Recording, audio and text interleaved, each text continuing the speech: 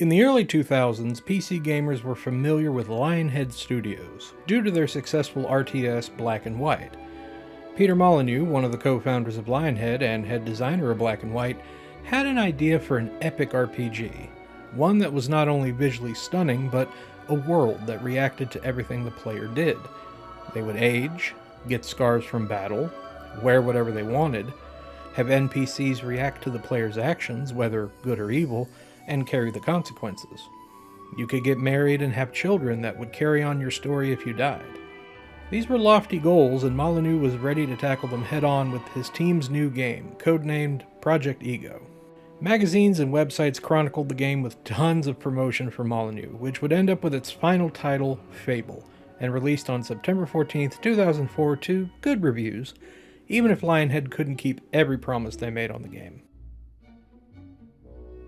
I remember one of my best friends was showing me all the stuff about Fable, like when it was coming out, all the videos and articles in Official Xbox Magazine, and we were getting really excited about it. And then when it came out and we played it, he really liked it, and I thought it was okay. And I don't remember ever finishing it, which is odd because I played through Fables 2 and 3 and beat them, and I thought they were pretty good. But what about that first one? Is there something that I missed? Is there something that was appealing to him that I just wasn't getting? Well, there's no better time to find out than now. So let's take a look back at Fable and see if it's not only worth playing again, but if it's collection worthy.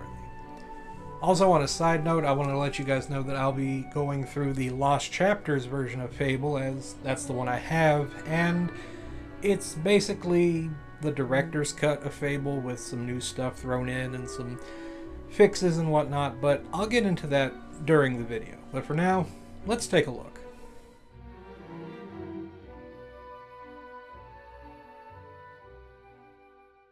Our story takes place in a small village called Oakvale. Here, a young boy is earning some gold for a present for his sister's birthday. However, bandits raid the village, killing the boy's father and kidnapping his mother and sister.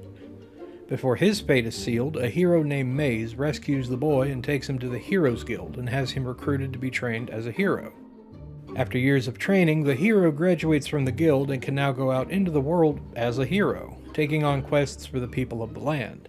Maze informs him of a blind seer being held in a bandit camp and takes it on as his first big mission, not knowing that it will set off a chain of events that will lead the hero to the truth about his family and his destiny. Fable's story isn't anything genre-changing, but it is at heart a decent story of justice, revenge, and family. More importantly, it's all about your choices. Do you walk the path of good or evil along your journey? These choices determine the end your hero will face. When it comes to gameplay, Fable handles like a standard action RPG would. You traverse throughout the land of Albion, completing quests that you accept at the Heroes Guild to not only progress the hero's story, but also to build up your character through experience and renown. Experience is split up into 4 categories. Strength, which is gained by melee attacking, levels up your physique, health, and toughness. Skill, gained by your use of range attacks with a bow or crossbow, levels up your speed, accuracy, and guile. Will, which is mastered by your use of magic, levels up your magic power as well as learning new spells such as attack, physical, and surround spells. And then there's general XP, which can be used to level any of the 3. Tied into the experience system is the combat multiplier. The more hits you give to enemies and not get hit yourself can boost this multiplier, which earns you more XP to spend. In a strange move though, in order to level up your stats, you have to go back to the guild.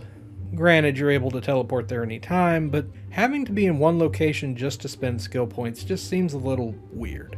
Then again, this was probably done since you'll be visiting the guild quite often, as it is sort of your hub. When you choose your quests, sometimes having either a good or evil option to take them on, you can then decide if you want to take a boast. These are essentially challenge wagers that can give you bonuses of gold and renown if you're able to successfully complete them, like completing the quest without getting hit, or without wearing clothes, because video games. Speaking of renown, this is how the Albion's residents react to you. If you have great renown, you'll be hailed as an amazing hero, or complete gutter trash if it's low. This is even more apparent when you gain a title and people start saying it out loud when you walk by them, like a few of my friends' favorite titles, which were Chicken Chaser and Arseface. Your appearance also makes a difference with your clothes and your physical features like scars and horns if you go just a little too evil, or hair, beard, and tattoos. Your stats also change your appearance, such as being a little more ripped if your strength level is higher, or losing your hair from too much magic use. Even better are the actions you can perform around NPCs, such as dancing, wooing, and even farting. But this all plays into what Lionhead had set out to do, immersing the player in a living world, albeit not as big as initially desired. Besides buying, selling, and trading to shops and playing some extra games at the pub, you can buy houses, furnish them, and live in them, or rent them out to villagers for some extra income. You can fall in love and woo any of the villagers, eventually being able to marry them. Even though it's not having kids and playing as them or watching a tree you planted grow over the years, Fable's still pretty impressive for the time. What's also nice is how the controls are designed around the game. Each attack has a designated button, while the triggers handle the lock-on and extra options like spells, emotes, and items.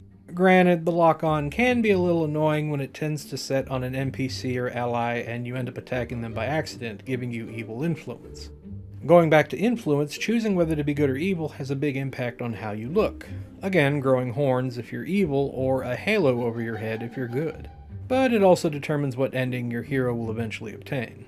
Of course, this being the Lost Chapters edition of Fable, this version contains extra stuff not found in the vanilla release, such as new quests, monsters, weapons, items, armor, towns and areas, as well as fixed glitches from the original version.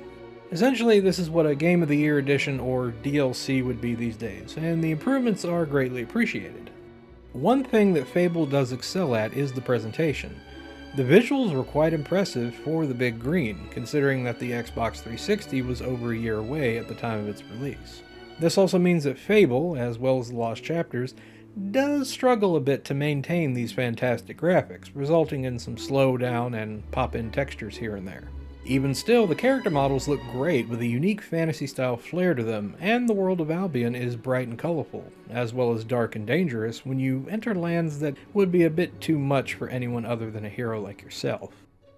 As for audio, the soundtrack is a whimsical series of pieces composed by Russell Shaw that range from jovial jigs in villages and towns, ethereal sounds in temples and the Heroes Guild, and sharp, ominous songs for when danger and evil rear their ugly head. Meanwhile, the voice acting is a bit hit or miss. I really enjoyed the Monty Python style of British humor that's given to the citizens of Albion, while also keeping the serious tone of a dark, epic fantasy adventure. It's just that some voice actors, well, they get a little too much into their roles.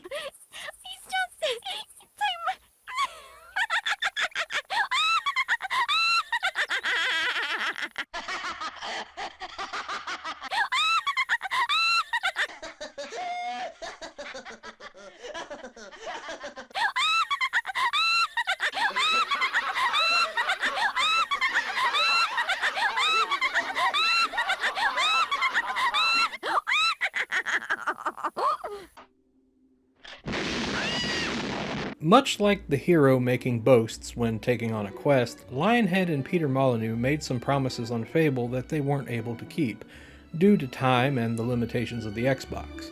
However, that doesn't stop Fable from being a good game. It's one of the better action RPGs you'll play on the big green, and what they were able to bring to this game is an amazing feat for the time. However, I wouldn't recommend playing this version, or the Lost Chapters for that matter. Again, not because they're bad, but since they were pushing the Xbox's hardware to near limits, they don't run as great. Unless you're going for a complete big green collection, I'd instead recommend picking up the remastered version of the Lost Chapters, also known as Fable Anniversary, which was released on Xbox and PC in 2013. It improves not only the visuals, but gives some small quality of life improvements. Sadly, it doesn't fix everything that was wrong with the original Fable, but for an easier way to play the first game, this is probably the better option, especially with Anniversary being playable on newer Xbox consoles. It's no surprise that Fable was a hit, and the franchise would continue on with 2 sequels that would start to add the things that couldn't be added in the first game, 4 spin-offs, 5 if you count the cancelled Fable Legends, and an upcoming reboot on the way. You know, it's hard to believe it's been almost 18 years since Fable came out, and I still have those memories of going to my friend's house and we'd play it all weekend, trying to get as far as we could. And I may have found the game to be okay, and he really liked it, but as time went on, Fable became a series that we both grew to love, enjoy, and sometimes hate because of the choices that Lionhead made. But overall, it's always been a great time and good memories I had. So I'm hoping that this new game comes out soon, and when it does, I hope that it keeps the memories alive that I had with this one, especially with my friend. So for now, this is the Dali Popka, and as always, stay green, my friends. I'll see you next time.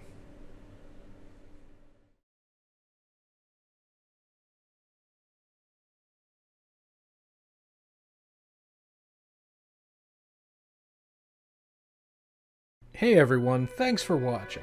If you enjoyed this episode and want more of me and the Big Green, then click that subscribe button and the bell to get notified when new content arrives. I want to say a special thank you to my patrons for helping not just the channel grow, but me as a creator. You have my forever thanks. If you're interested in the channel and would like to help it grow further, consider becoming a patron today. For the cost of a soda or an item on the dollar menu, you could help myself and the channel provide the best source of Big Green programming and more. Once again, all the thanks and love.